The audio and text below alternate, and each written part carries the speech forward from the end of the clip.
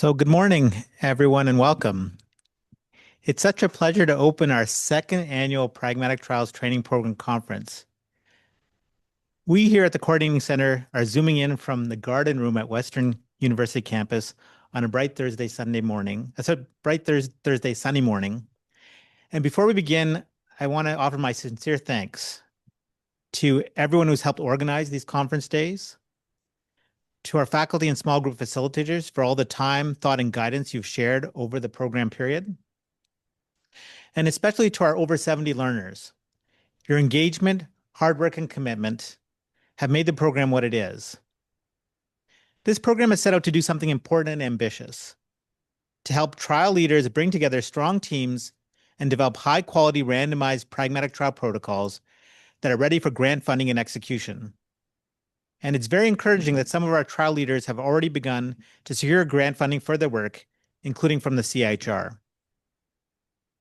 As we head into the final months of this program, this conference is a wonderful opportunity to reflect on how far we have come, to learn from one another, and to think about what comes next. The future of pragmatic trials in Canada will be shaped by the people in this virtual room, and that future is certainly bright. So thank you all for being here, and I'll turn it now over to Jan. Thanks very much, Amit.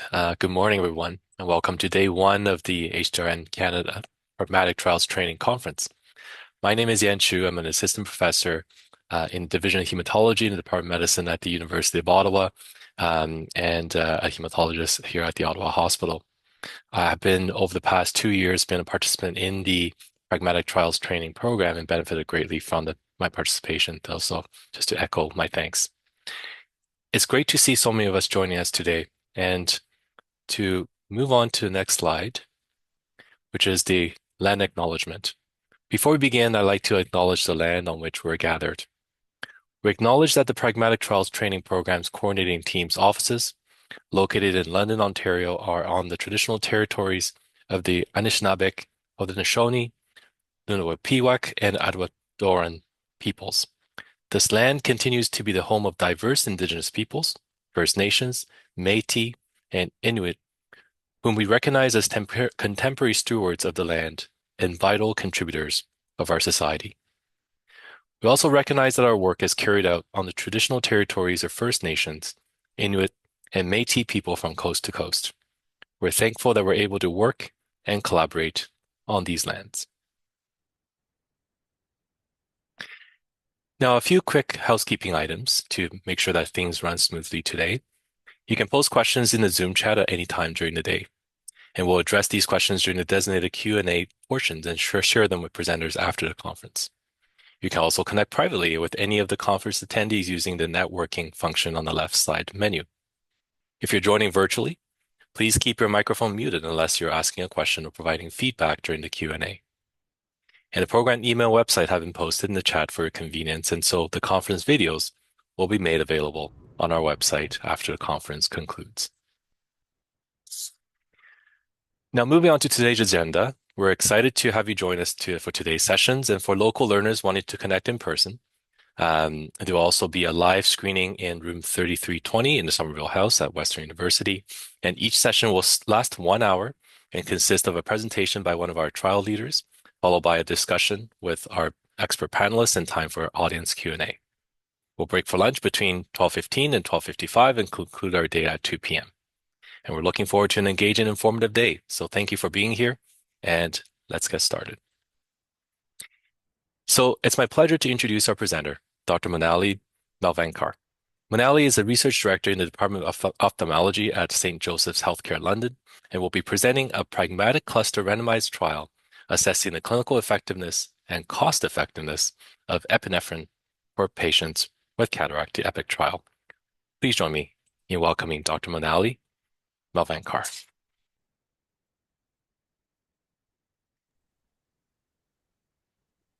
Thank you, Yan, for the kind introduction. I'm just going to share my screen.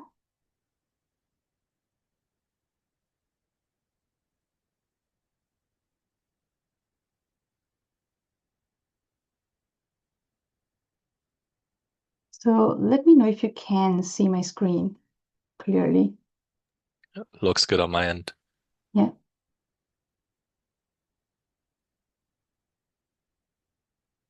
All right. So good morning, everyone. Let me start with a question. How many of you have a parent, grandparent, or perhaps a neighbor in their 80s or 90s?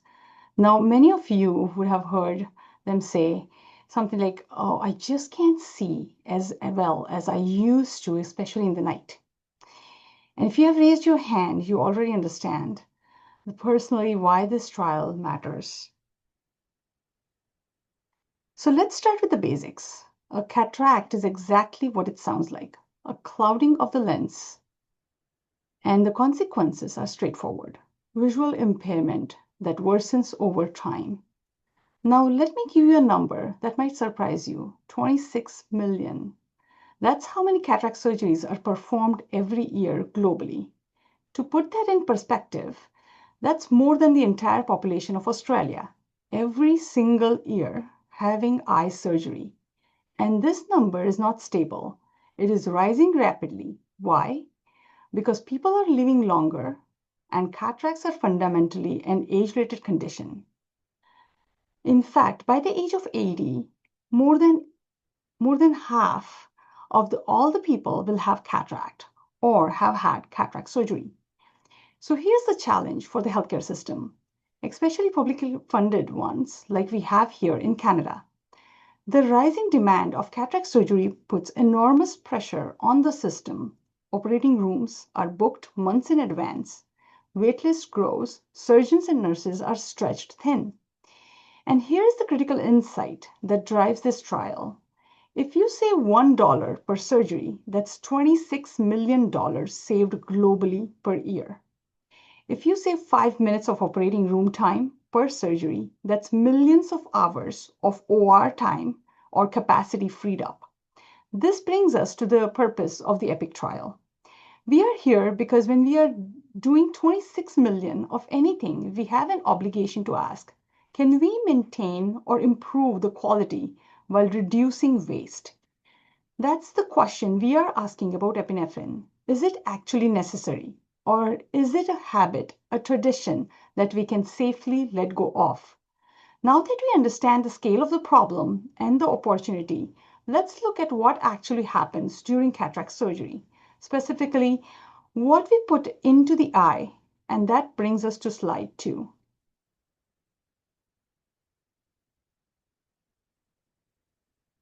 During the cataract surgery, we continuously infuse irrigation solution into the eye to keep it stable. That solution is like a blank canvas, and surgeons often add other medications to it. Antibiotics, anti-inflammatories, mediatrics, epinephrine, anesthetics. This is the cocktail problem. The critical issue is that there is no universal agreement on which additives are necessary. One surgeon uses epinephrine, another doesn't. Both get good outcomes. Without high quality evidence, we cannot standardize practice. And without standardization, we may be exposing patients to unnecessary risk and spending money on things that doesn't work. For the EPIC trial, we focused on epinephrine, one of the most commonly added drugs, actively debated with measurable cost and risk. If we can show that removing it doesn't harm patients, we have a clear path to savings and standardization.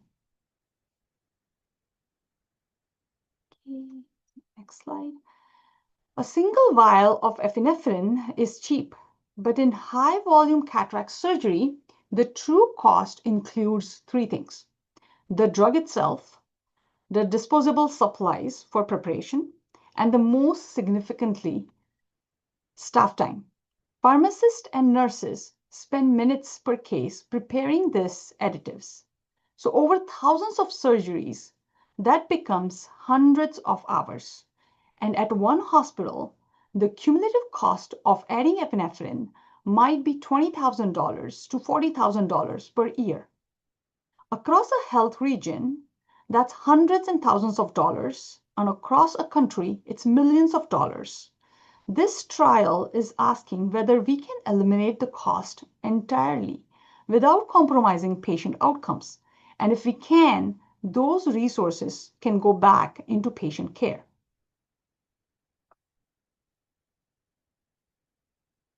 So let me start with the traditional view. Epinephrine is added to the irrigation solution for one primary reason, to maintain pupil dilation. Epinephrine is a vasoconstrictor. It reduces blood flow to the iris muscles. It helps keep the pupil wide and stable throughout the case. For decades, this made perfect sense. It was standard of care. It was taught as what you do. But here's the problem. Just because something makes sense and just because we have always done it doesn't mean it's actually necessary. Our team has published 4 key papers. First, we showed that the additive use varies significantly across practices. So there is no universal agreement on what is essential. Second, we identified critical evidence gaps supporting routine epinephrine use. Third, we found no significant differences in the surgical duration, complication rates, or post-operative recovery with or without epinephrine. And fourth, just accepted in expert review of ophthalmology, our systematic review confirms that the safety profile of omitting epinephrine. The cost of routine epinephrine is $23.50 per patient, so which costs Canada 5.8 million annually. Instead of a blanket one-size-fits-all approach, our research supports targeted alternatives, providing precision dilation when needed. In most routine cataract surgeries, the surgical environment itself allows for adequate pupil dilation using standard techniques alone. Epinephrine may have been more important in the past when surgical techniques were less refined, incisions were larger, procedures took longer, but today with small incision phacoemulsification and experienced surgeons, the added benefit of epinephrine may be very small and perhaps zero. So this brings us to the core question of this slide, and really the core question of the entire trial. Is epinephrine essential or is it redundant? This is not a settled debate. That's exactly why we are doing the EPIC trial. But the direction of the travel in the literature is clear. The role of epinephrine is diminishing, and more surgeons are questioning whether it's worth the cost and the risk. Let's look at what published literature actually tells us about the BSS alone.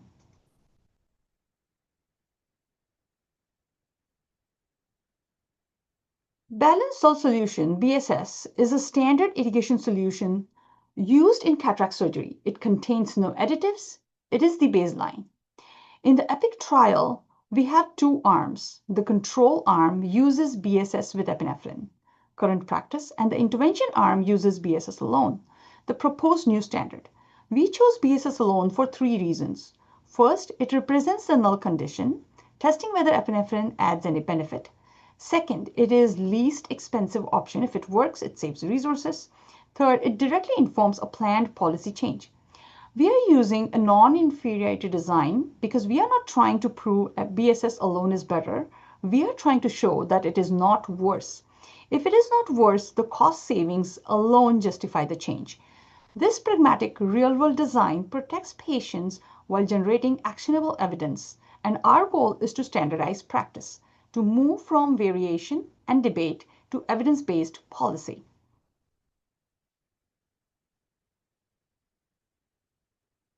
This slide summarizes what we are asking in the EPIC trial.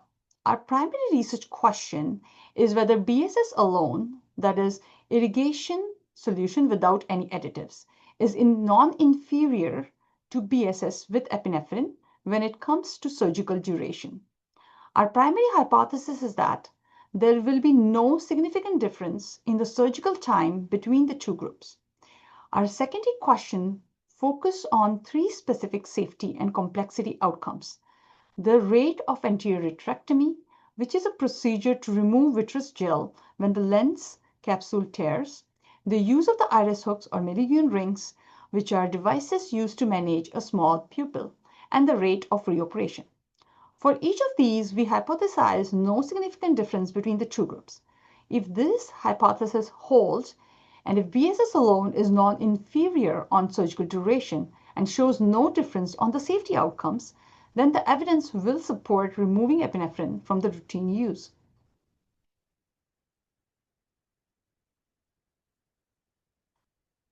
This This EPIC trial is being conducted at a single center, high volume cataract surgery center, which is IVI Institute at St. Joseph's Hospital.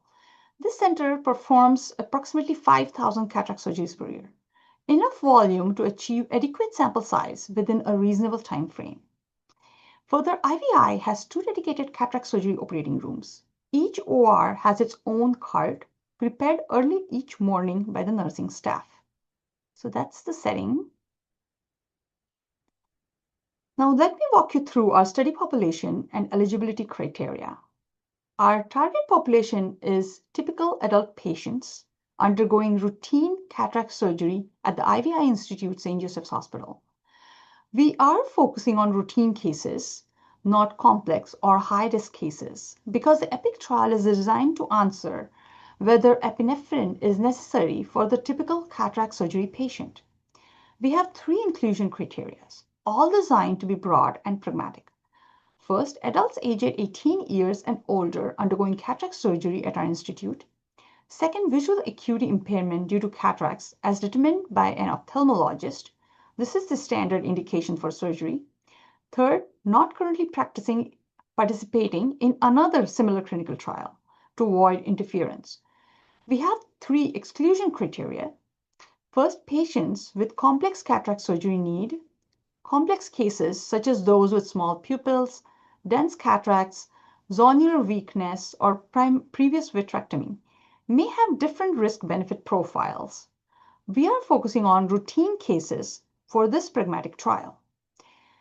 Second, pregnant or breastfeeding women excluded for safety considerations regarding epinephrine exposure. Third, history of previous intraocular surgery in the study eye. Prior surgery may alter ocular anatomy and can affect surgical outcomes. Importantly, our inclusion criteria and exclusion criteria are broad. This is the pragmatic trial. We want our results to apply to the typical cataract surgery patient. By excluding only those with clear safety concerns or potential confounders, we ensure that our findings will be generalizable to real-world practice.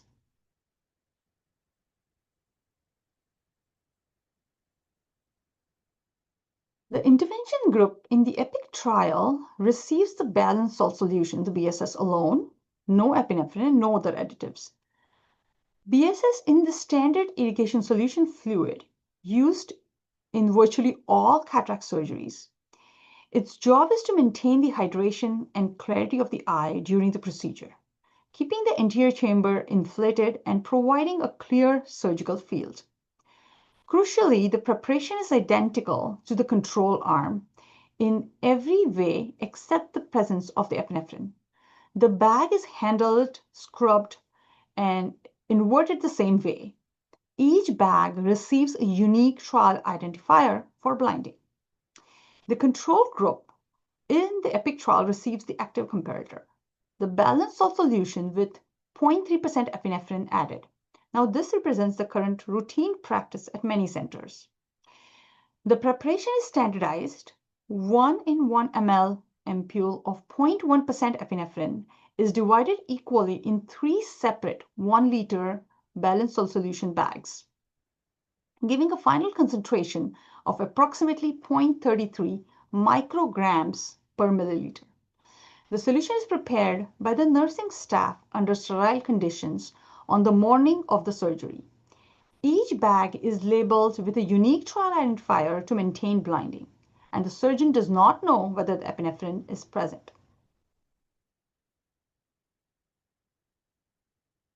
So let me walk you through the treatment duration for the EPIC trial. The intervention phase is strictly confined to the perioperative period of cataract surgery. This includes all trial-specific procedures administered immediately before, during, or up to 24 hours after surgery. Standard cataract surgery typically requires 1 to 2 hours of total facility time per eye. Preoperative preparation takes 30 to 45 minutes. The core surgical procedure takes 10 to 15 minutes.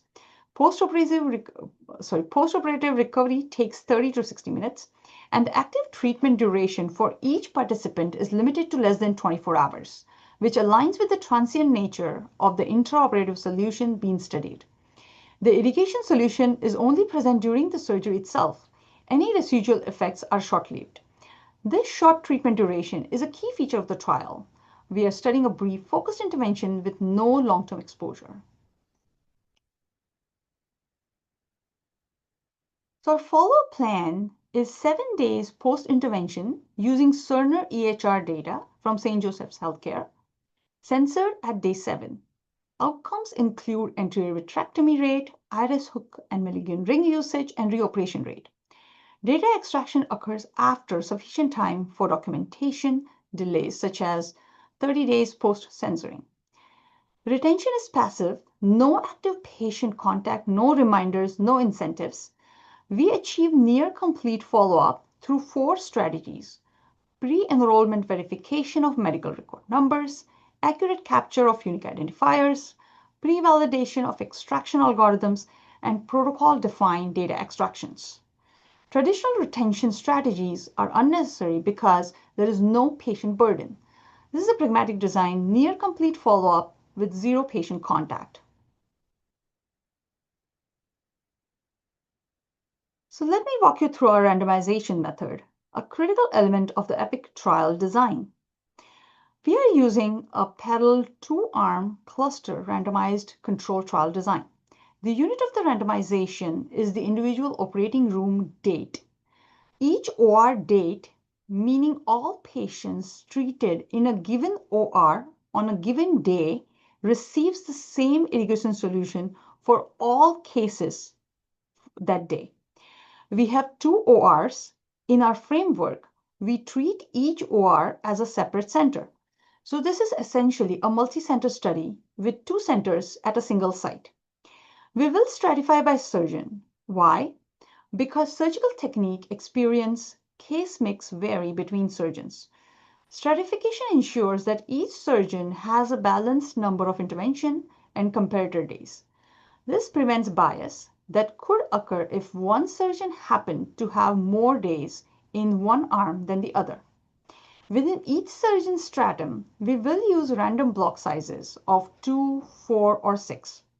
Random block sizes prevent predictability. If we always used blocks of 2, someone might guess the next assignment. By varying block sizes randomly, we maintain allocation concealment. For each surgeon, we generate a randomization sequence using random blocks of 2, 4, and 6 until we reach the certain days. So if it's, for example, 40, so until we reach 40 days. Importantly, we generate separate randomization sequences for each OR. OR A has its own independent sequence, and so OR B. This means that on any given day, OR A and OR B may receive the same assignment or different assignments determined by their independent sequences. The study coordinator generates the randomization schedule before the trial initiation. Each morning, the preparation nurse is informed of that day's cart assignment for OR A and OR B. Surgeons are blinded. They know randomization is happening, but do not know which cart received which solution. This method ensures balance across surgeons, prevents predictability, and maintains the integrity of the cluster randomized design. So moving towards our outcomes. So let me walk you through our primary outcome first. The primary outcome for the EPIC trial is the total length of surgery measured in minutes from the initial surgical incision to wound closure. Why did we choose this outcome? Because prolonged operative time is a proxy for surgical complexity and a potential indicator of patient safety risk. If removing epinephrine makes surgery longer, that could mean the pupil is not staying adequately dilated, making the procedure more difficult and potentially less safe. Further, this outcome directly addresses the core operational, economic, and safety rationale for the policy change, particularly in a high-volume, publicly funded surgical system.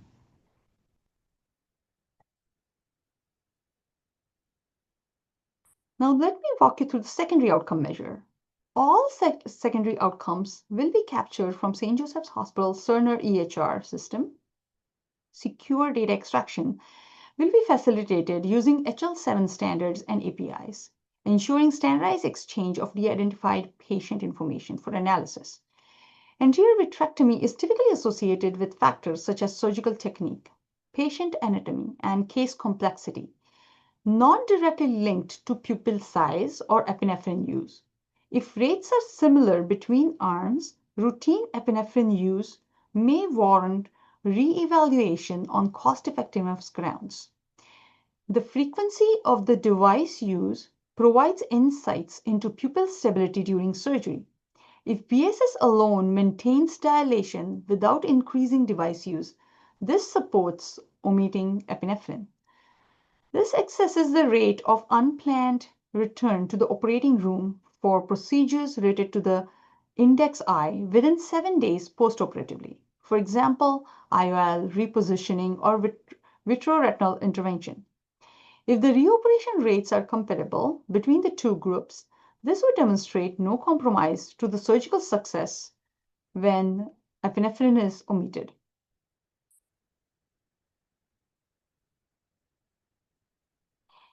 So we mapped our design against the PRECI-2 framework, which measures how pragmatic a trial across 9 domains. So first, eligibility is broad. We are not excluding patients based on age, comorbidity, or minor pupil abnormalities. We want the trial to reflect the real-world cataract population. Second, recruitment happens through routine clinical pathways. So no extra visits, no dedicated research coordinators chasing patients. If you're scheduled for cataract surgery, you are potentially in the trial. Third, EPIC has been conducted at a single high-volume cataract surgery center with varied operating rooms, routine staffing, and normal workloads. Since some of you might think, well, pragmatism requires multiple sites, but that is not correct. A single center that performs thousands of surgeries per year with typical staffing and equipment can be highly pragmatic. The key is whether the trial conditions mirrors routine care, and here they do.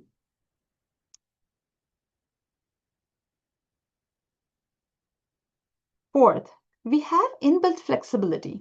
Surgeons can use their surgical techniques.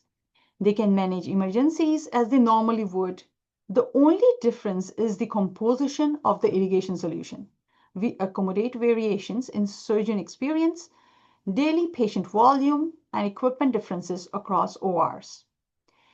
Fifth, adherence is naturally high because the intervention is the irrigation solution itself.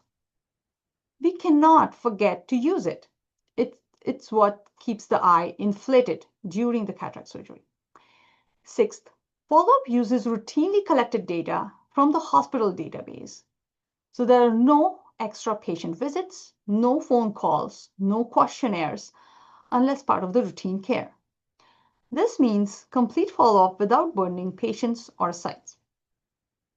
Seventh, our primary outcome, surgical duration, is objectively measured from the OR records. It is clinically meaningful and easily captured from the hospital database. Finally, our analysis is intention to treat.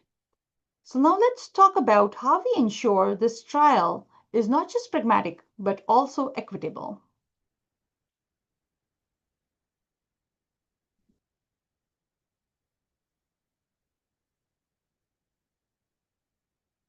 Our ethical framework follows TCPS2 Article 3.7a for opt-out altered consent.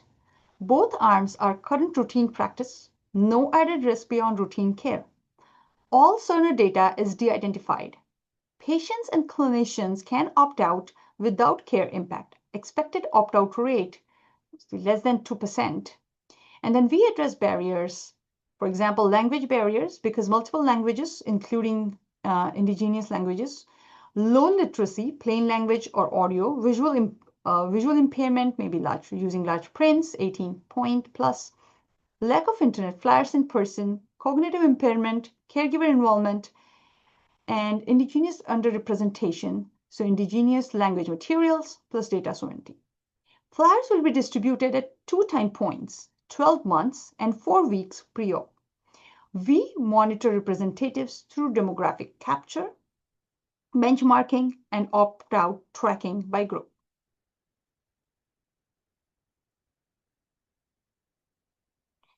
So before launching the full EPIC trial, we conducted a pilot study to test the feasibility of our data collection method and to understand the real-world practice patterns.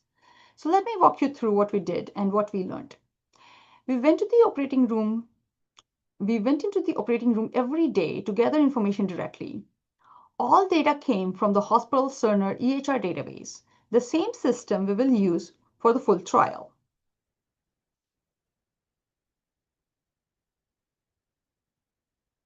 We collected a comprehensive set of variables, patient demographics, age, sex, height, weight, surgical details, date, surgeon, eye laterality, procedure duration, clinical outcomes, postoperative vision, 7-day follow-up, case complexity measures, ease ratings, IFIS, iris prophylaxis, surgical aids used, iris hooks, Milligan rings, pupil stretching devices, medications, other additives, dilating cocktails, and other ocular diseases. We collected data on a total of 189 patients. Of these, 171 received epinephrine in their irrigation solution. So that is 90% of the sample, and 18 patients received no epinephrine, so just 10%. So the most important insight for the EPIC trial is routine data collection from Cerner is feasible. We successfully captured all variables for all patients. The daily in-OR data collection process worked. The pilot study confirms that our data infrastructure is ready. However, the imbalance between the groups, 90% epinephrine versus 10% no epinephrine, demonstrates exactly why we need an EPIC trial. Without randomization, we cannot know whether the 10% who did not receive epinephrine are comparable to the 19% who did. There may be a selection bias. Perhaps only the simplest, lowest risk cases were done without epinephrine.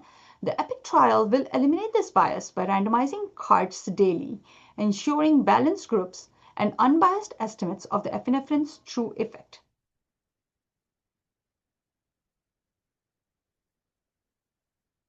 We will use a linear mixed effects model as our primary analysis. Why mixed effect? Because we have clustering by OR date. All patients treated on the same OR date receive the same irrigation solution. This clustering might be accounted for, or needs to be accounted for to avoid inflated type 1 error. The fixed effect in the model will include treatment arm as well as the surgeon. Since we stratified by surgeon, we may also include baseline covariates if there are imbalances between arms. The random effects will include OR date as the cluster. We may also include OR as a random effect if we see heterogeneity between ORA and ORB. The key estimate from this model is the mean difference in the surgical duration, along with the 95% confidence interval. We have pre-specified non-inferiority margin of 2 minutes. This is the clinically acceptable difference. If BSS alone is longer than BSS with epinephrine by less than 2 minutes, we will consider it non-inferior. Importantly, we are using our pilot data, 189 patients, 177 with epinephrine and 18 without, to help refine this margin and estimate variance.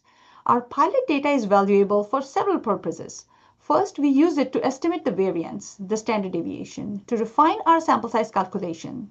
Second, we use it to help calibrate the non-inferiority margin based on observed effect sizes. Third, we check model assumptions, normality, clustering effects, and covariate distributions. The pilot gives us confidence that our analytical approach is sound. We will conduct several sensitivity analyses to test the robustness of our findings, and an unadjusted analysis without covariates, a pre-protocol analysis excluding patients with major protocol deviations, multiple imputations for any missing data, and testing alternative non-inferiority margins. For example, plus or minus 0.25 minutes to see how sensitive our conclusions is to the choice of the margin. Key assumptions of normality, homogeneity of variance, and clustering will be verified using the pilot data.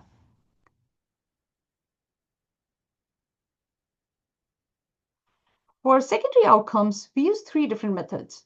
For anterior vitrectomy, a rare event, fourth penalized logistic regression with adjustment for center and cataract density. Non-significance requires the 95% confidence interval for the odds ratio to include 1 and stay within 0.8 and 1.25 equivalence margins. For device usage, mixed effect model logistic regression with treatment as fixed and center as random. Non-significance if 95% includes 1. No margin needed, less device use if always better. For reoperation rate, Cox proportional hazard model adjusted for age and comorbidities, censored at 7 days. Non-significance if the 95% confidence interval for the hazard ratio includes 1. All analysis follow intention to treat principles and will use St. Joseph's Cerner EHR data validated by surgical log audits. Rare events will use exact confidence intervals. Analysis will be done by Stata by Dr. Bin Lu. Our ethical framework follows Canada's TCPS2 Article 3.7a for opt-out altered consent. Both trial arms are current routine practices in Canada. No added risk beyond routine care.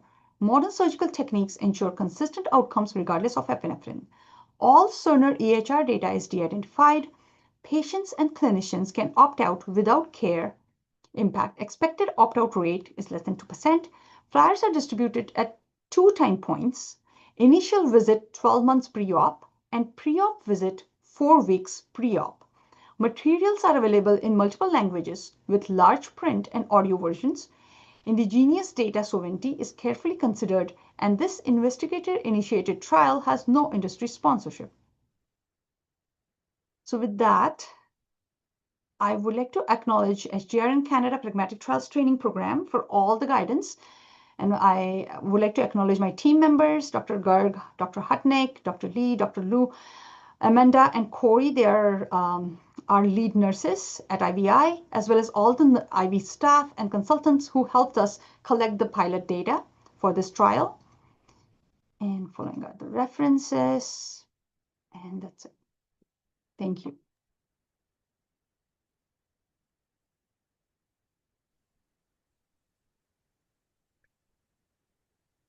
Fantastic. Thank you very much, Monali, for that insightful presentation. I'm just going to go back to the slides here. Fantastic. As a non-ophthalmologist myself, it was thank you for making the presentation very clear and very easy to understand. So thank you very much, and for this very insightful and important trial. So we'll move on to our panel discussion. I'm pleased to introduce our expert panelists. So we have Dr. Cindy Hutnick, who is an ophthalmologist in chief at the IV Eye Institute in London, Ontario, and professor and chair in the Department of Ophthalmology at the Schulich School of Medicine and Dentistry at Western University. And also joining Dr. Hutnick will be Dr. Bo Lee, who is an ophthalmologist, medical director, and lead refractive surgeon, laser eye and aesthetics, and associate professor at the Schulich School of Medicine and Dentistry at Western University. So we'll begin with moderated discussion, followed by audience questions. Perhaps I'll call upon Dr. Hutnick to start us off. Well, thank you very much. I echo Dr. Malvankar's gratitude to everybody that has allowed us to get to this stage. I come to you wearing my hat as an ophthalmologist, as someone who has done cataract surgery, but now wearing my hat as a chair of an academic department and the head of the IVI Institute. Certainly, there's no question that even at a provincial level, cataract surgery is one of the provincial priorities. We have a huge access for all of the reasons that Dr. Malvankar outlined, which includes not only the global demand, but also the national, provincial, and right here in London demand. So coming up with ways to increase capacity while access and quality is still being considered when you think about that iron triangle of healthcare, We just do have to find a way to standardize as a way to continue to deliver access and quality, but making this cost effective. So I am very excited that we're pursuing this. And as we mentioned with pragmatic trials, even if something is $23 a patient, one would say, well, that's not very significant. Remember, within Canada, cataract surgery is considered medically necessary, which means that it's a publicly funded procedure, which means that the government will be looking closely at ways to manage the access, manage the demand while reducing the costs in a safe and healthy way. So my guess I start off by saying that this really is important because everyone who is now listening to this and everyone you know who's listening to this, you will develop a cataract. Doesn't matter on your lifestyle, doesn't matter on what you eat, how much you exercise. Everybody, it's a normal aging change in the eye that becomes visually significant. So it's our responsibility, I think, as a healthcare system to try to make sure that we have ways to deliver quality care in a cost-effective manner. Thank you very much, Dr. Hutnick, and I'll turn things over to Dr. Lee.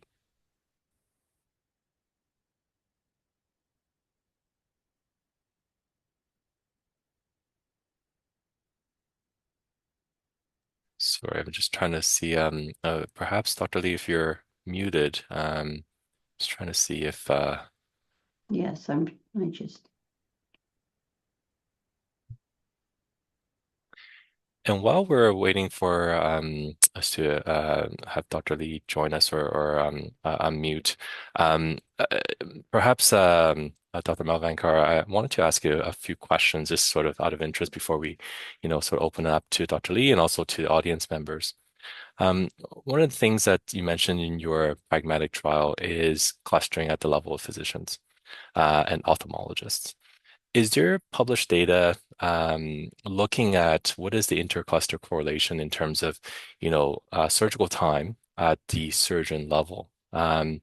Is it possible that, there may be sort of uniformity with respect to surgical time between surgeons or inherent differences that may be sort of difficult to tease apart when sort of deciding because of that clustering at the surgeon level? So I'm just curious about your thoughts on that and how Yes. that may impact the statistical analysis. So it's a very good question. When we were gathering the pilot data, we didn't, so it was all coming from, we were measuring so it was all coming from Cerner. However, we did go in the operating room and then meeting each surgeon every day in the morning. What we found was the surgical time, there is a non-significant difference. So we had we collected data for about 10 surgeons here at IBI. And some of them, they're new, some of them are mid-career, some of them have been in practice for a while, senior ophthalmologist. But what we found was there was non-significant difference between the surgical time. So it's usually 10 to 15 minutes. So it's that range. So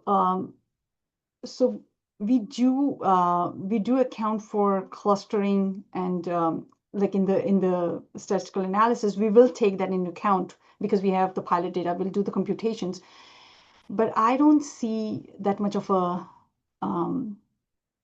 difference in the two arms going forward. That makes sense. Thank you very much. And I see Dr. Hutnick has her hand up. I'm smiling that for those who know me, when I became and I got into this role, I can almost tell you if I had a tattoo, the three words would be allocation, utilization, and capacity. I have looked at every piece of data that are generated by the hospital to understand how we're utilizing our allocated data and what our capacity is. And I can tell you, we actually have data on that. We have data on what is the average time of the surgeon. It's at the surgeon level, it's at the surgeon day, it's at the surgeon week. Because you're right. I mean, there's other factors involved other than pupil stability. Some surgeons may inherently have a practice pattern where they have more complex cataracts that take longer. Some surgeons may have different types of comorbidities that may make the surgeon longer. So we can actually, within Cerner again, are all of those data. We actually could get right down to the surgeon level, what their average time is. And I think Dr. Malvankar is correct that in general, most of the surgeons are well within that range, and you'll find it's only on a particular day, for example, that the OR went overtime because they had an unusual case. The other thing that makes this trial very doable is what we do in the cataract suite is supposed to be our routine cataracts. So we're supposed to a priori spot when there's going to be trouble, so to speak. So when it all comes out in the wash, we try to get all the patients in there. But excellent question. And what we could do is go down into Cerner and say, on average for that surgeon, we can almost at a surgeon level, and those data are already captured and available. Well, that's fascinating, and the power of big data, absolutely, for sure. And I think I just heard that, sorry, got notification that I guess we're waiting for Dr. Lee to join. I think he was in the meeting earlier, but perhaps he had to step away. So perhaps what we'll do is we'll see if folks on the audience have any questions that they'd like to ask or any feedback. And while we're waiting for folks to either raise their hand or put things into the chat, I wanted to just ask another question to Dr. Malvankar. So which I find is fascinating about the preoperative, sort of time collection. Because, so we, at our institution, we use Epic and, certainly from an OR time perspective, from the time of, OR start, induction of anesthesia and so on, up until the time of finishing the surgery, that time is very much time stamped. How do you sort of capture and define the preoperative time? Is it from the time that patient comes into the pre-anesthetic unit? But then also there's that pharmacy prep time as well, right? So how do you sort of capture that? And then what's and how do you define that post-operative time? Is this sort of the time that patient spends in the PACU? And so just a bit of a clarity and just hoping to get some insights on how that data will be captured. Yeah, so it's all the times when the patient comes in and then getting prepped, everything is getting recorded in Cerner. So our key interest is in the minutes from initial surgical incision to wound closure. So that's also getting recorded. So initial surgical incision and the time, so that's the start time to wound closure. So that's the closure time. So that's the time of interest, and that's usually varies between 10 minutes to 15 minutes. Perfect. Thank you very much. So we have some questions that are coming up. So we have Stephen Kutcher who mentions, I may have missed this, but would you be able to expand on how you decided on the 2-minute non-inferiority margin for the trial? Right. So it was based on clinical advice. So I did ask a few ophthalmologists here at IBI. 2 minutes seems reasonable. But again, given we have the pilot data, that could be revised. So right now it's just approximately 2 minutes, but it could be revised based on our pilot data computations. Thank you very much. And a question from Roni Kraut. Great trial and presentation. Have you thought about including an environmental outcome such as carbon footprint and carbon cost of epinephrine, as if epinephrine is needed, this will be beneficial for the environment also? Yeah, that's a very good question. We would definitely think about, we have actually thought about this, and we are planning to include environmental cost. I see Dr. Hutnick has their hand up as well. Well, I'm going to ask a Monali related question. Can you let the group know exactly how the epinephrine comes? Does it come in a plastic vial, a glass vial? Like, what is the nurse actually doing, and what are some of, even when you think about the footprint and the safety to the environment? So how does it actually come, and what do they actually do? Are there needles involved, glass involved? And, that speaks to maybe a little bit of this question. What is the overall impact of putting epinephrine in the bag at that kind of level? Yeah. So we have, I think I had one slide on epinephrine. So it just gave all the details. Let me just go back to the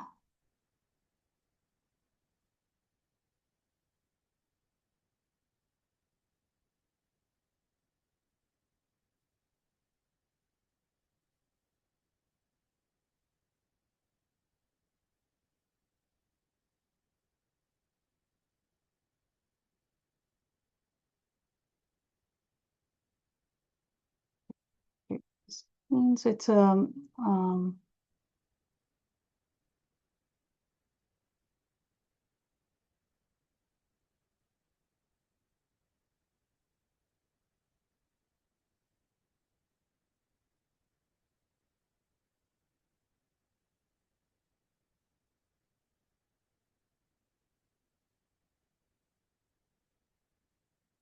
I'm just scrolling through some of the slides on epinephrine, and I do have in one like more details about the epinephrine vial, and so it's 0.3%.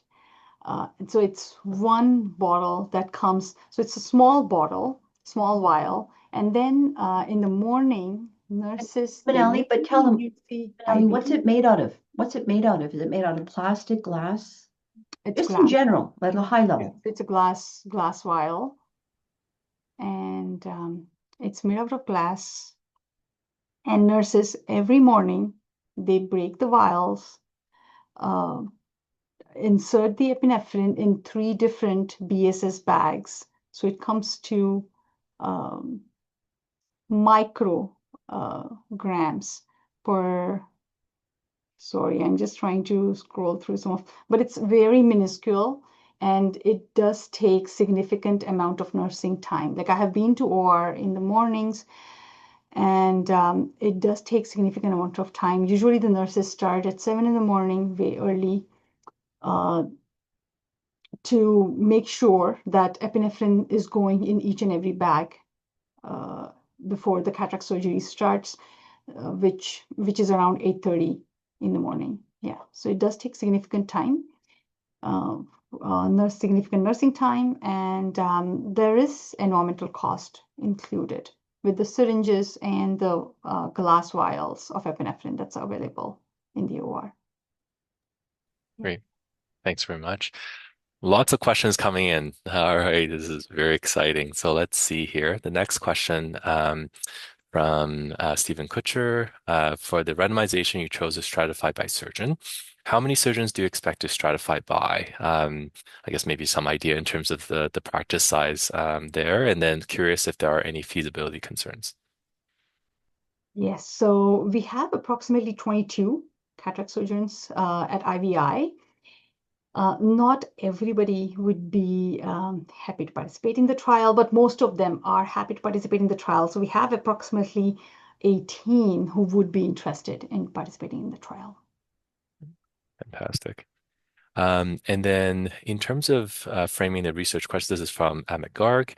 In terms of framing the research question, given the unit of analysis, the surgical room, is the question in adult patients who receive A versus B, in this case, BSS plus epi versus BSS, or is it an operating policy of using BSS plus epi versus BSS alone for the day?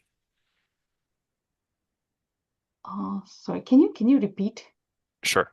I think the question is more related to, is this sort of at the operating policy level? Is the question more related to operating policy because the actual unit analysis is at the surgical room because the OR1 versus OR2?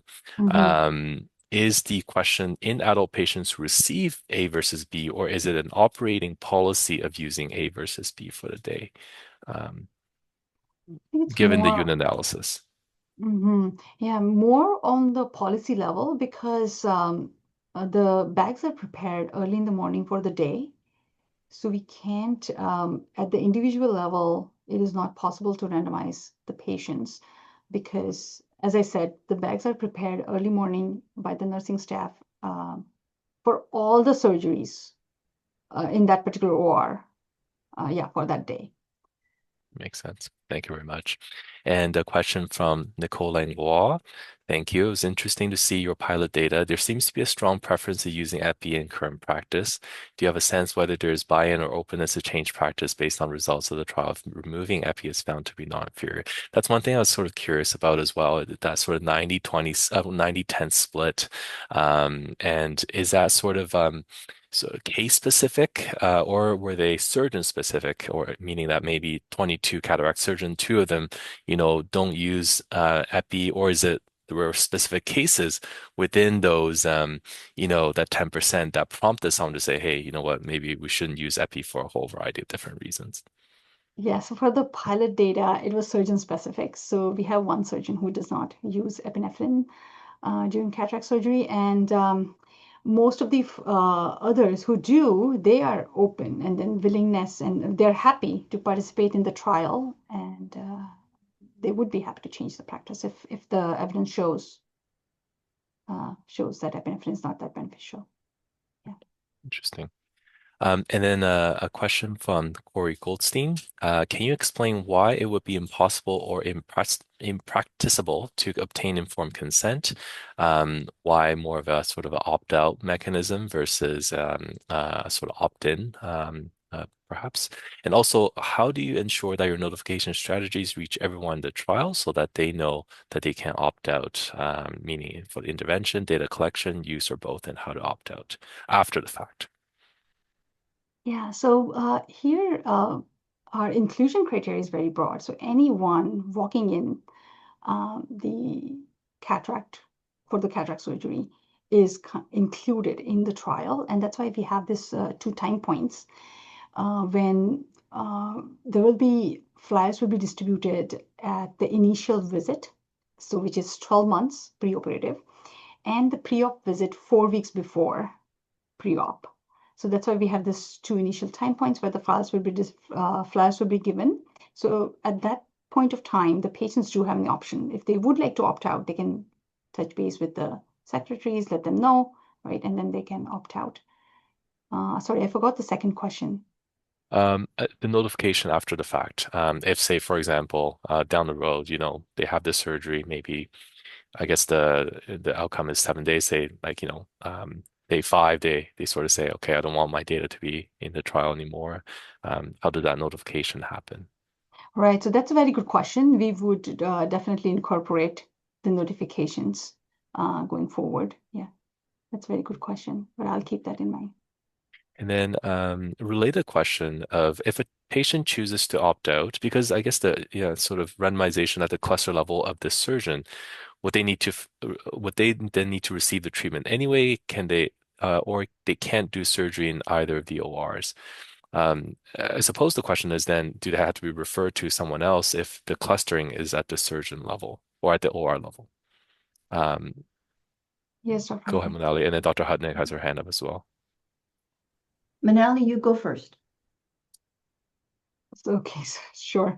So I'll just, if you can please read the question again for me. Sure. So if a patient chooses to opt out after hearing about the trial, then how does that treatment proceed? Acknowledging that the bag's already prepared, and then, would they be sort of assigned to someone else, or how does that sort of work? Yeah, so this will be because the patients are given the flyers 12 months in advance, or at least 4 weeks in advance. So if they do choose to opt out, they can be assigned to someone else, or they can be so the surgeons who are not participating in the trial, right? So to those surgeons we can assign. So that could be an option, or given the trial will be from Monday to Friday, once it starts, for those surgeons who are in the trial will be in the trial. So I think we have the option of assigning it to someone else. Yeah. And Dr. Hutnick? And this is great that we're having this because it's actually a little bit more tricky than that. First of all, the patients at no point when we're doing informed consent, do we ever discuss what's in the irrigation solution? That's a granular detail that we don't say patients from the beginning. Are you aware that you're getting epinephrine and this or that in the irrigation solution? The patients, all they're being reassured of is that they're having high quality care that is standard. So that's the first thing. We would never bring that down to the level for the patient to say whether they want that or not. So that's the first thing. So to actually discuss it now, I think would be complicated because I think it would be very challenging for a patient to even understand what that means. That's the first thing. And the other thing is, no, a room will be randomized that day. So if the patient, for some reason, it's not that easy to flip surgeons. The way that a referral goes to a surgeon and the surgeon does the informed consent and they're put on a waiting list, you can't just say, oh, you're going to go to another surgeon today. Unfortunately, it's not like that. The patient will be dedicated to a surgeon. And I think the thing that is the saving grace here, if it's the concern, is if, for example, the surgeon is having challenges with the pupil in either room, they have the ability to ask for ways to mitigate the problem. They can either ask for iris hooks, they can ask for this thing called the dilating cocktail. So at no point would the patient be under any undue added risk because the surgeon at that moment would have the ability to say, the pupil's coming down. Can you please get me the iris hooks, which is what happens now. So they wouldn't be at any increased risk, in my opinion, in any way, because regardless of the room they're in, pupils come down every day. I can tell you that from personal experience. That's when you, as the surgeon, ask for the secondary outcomes here. How many iris hooks were asked for in that day? How many times did the surgeon ask for dilating cocktail? So again, it wouldn't be a matter of this room is riskier than that room. I don't think that. I hope that's helpful. Thank you very much. Much appreciated. And then just in the interest of time, perhaps we will take a couple more questions and then move on to lunch. So this question is regarding cost effectiveness and sort of trade-offs. And so, since cost effectiveness is an important consideration of the trial, have you considered economic analysis to quantify the total cost per year of implementing different policies? If no epi is indeed increases the average surgical time, do you consider the total number of surgeries done in a year under different policies and potential backlog one policy may create? Yeah, so we are currently working on the cost effectiveness analysis part. We do have the decision tree model. It's almost, we are currently writing up the manuscript, so do plan to submit it sometime soon. Yeah, and then we did find, because the period that we are looking, the surgical time and the treatment duration and the 7-day follow-up. So we did take that into consideration in our decision tree, and we did find that BSS alone is equally effective as the BSS plus epinephrine. Fantastic. Thank you very much. And sort of related question to that is, what is done internationally? So, you mentioned that for the local data, there's that one surgeon who does not use epi. Is practice, generally speaking, still sort of BSS plus epi? Is that vary by geography, by resources? Any sort of ideas on a more sort of, international scale, even potentially? Yeah, I think I would leave this to Dr. Hutnick because she would share more insights for sure. Yeah, no, it's because the evidence is, as Dr. Malvankar correctly outlined, it doesn't strongly, in terms of clinical practice guidelines, internationally, there's no clinical practice guideline that states epinephrine should be in the dilating solution.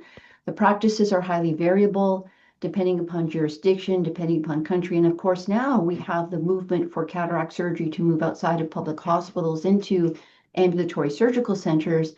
And there, it's all about standardization. So if you look overall, what I think is happening outside is a lot less, perhaps, of epinephrine in some areas where cost is looked at even more, what's the word? I don't know, in a more of a business model. So I think right now it's this. We have a lot of people doing this on history. And in fact, if you look at my newest recruits that I've brought in, I can tell you that surgeons, no matter how old they are, will always default to what they learned as a resident. So when it comes time to innovate and to change, the comfort zone is, well, this is what I was taught. So if they come from a teaching center where it was routinely put in, they default to that. And if they come from a training center where it was not, they default to that. So it's the complexity of cost, jurisdiction, what do we think? What have we always done? What are we willing to do? So the answer is, and maybe that's why this could be so impactful. It could be not only informing what we do provincially, but nationally and even internationally. Absolutely. Just, again, thinking about the volume of cataracts that are done, beyond the provincial borders and across the globe. So, and with that, perhaps we'll wrap up our Q&A here. And so, if you think of any other questions, or if you didn't get a chance to get to your questions, please feel free to drop off any questions or feedback in the chat, and we'll make sure that gets forwarded to Dr. Malvankar.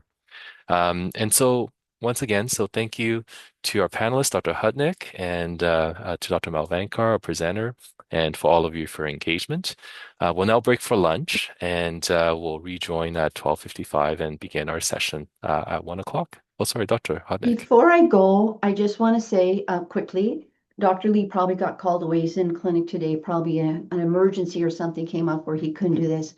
I can tell you that I've had discussions with him why he doesn't put up an effort in the bag, and he actually thinks there is a safety issue with that.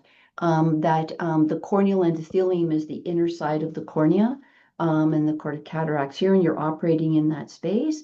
He actually feels there's potentially some toxicity related to that, and I wish he was here to say that he actually feels it's not overall a positive thing to have in the bag. So I just wanted to add that point. He would have spoken to that, I think. Fascinating. Fascinating. And certainly something that, hopefully will come up during the trial as well. Fantastic. Well, thank you, everybody. And we'll see everybody at 12:55.